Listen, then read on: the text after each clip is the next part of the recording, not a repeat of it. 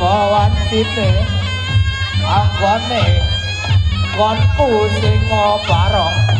ngayahi karya anggone gendang kelar panglipure para manungsa ingkang tapa anggone meratake Camus Kalimasanda. Ayo adikku di Budalana di iya kakak pangestuku tampanana di Pak Bundi kanggo cimat iya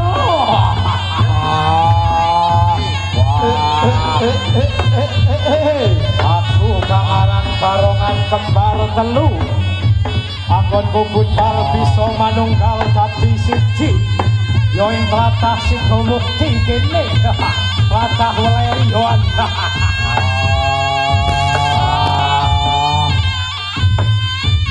telu munduring telu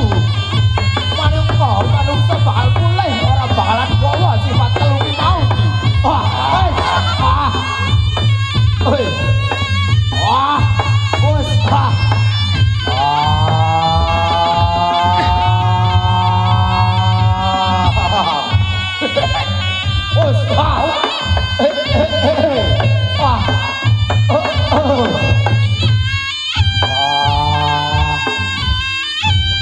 Dewe tetap bakal gawe gambaran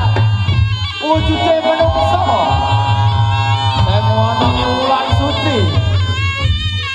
bengi gantang kancane padha poso tapi padha manggon ana ing warung aling-alingan mung sikile tok ingkang ketara ya kuwi mau aku wujude barongan wis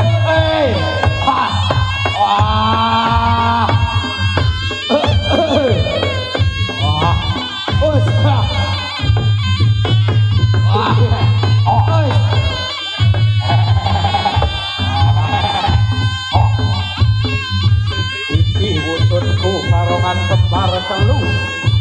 ingkang bijaya padha-padha saking alas Sidomukti kono Tri kembar telu kang bisa manunggal dadi siji kang bisa tata carma sesowan marang Kadang Sutresna Budaya Suwi yang gone-gonku pratapan coba ing alas kidul kono ayo Kakang tapi wong Weleri Kakang awas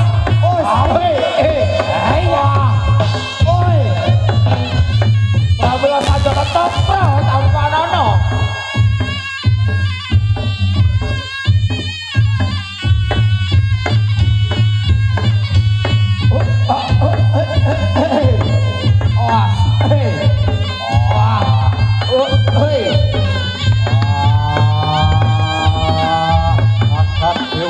Koro Catan Pangesung Koro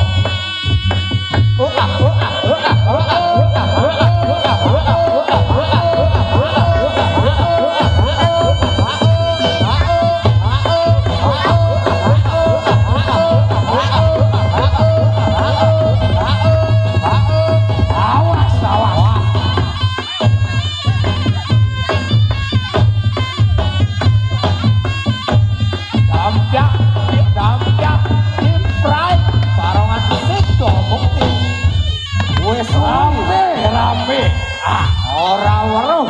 solae barongan telu kembar cacahe oi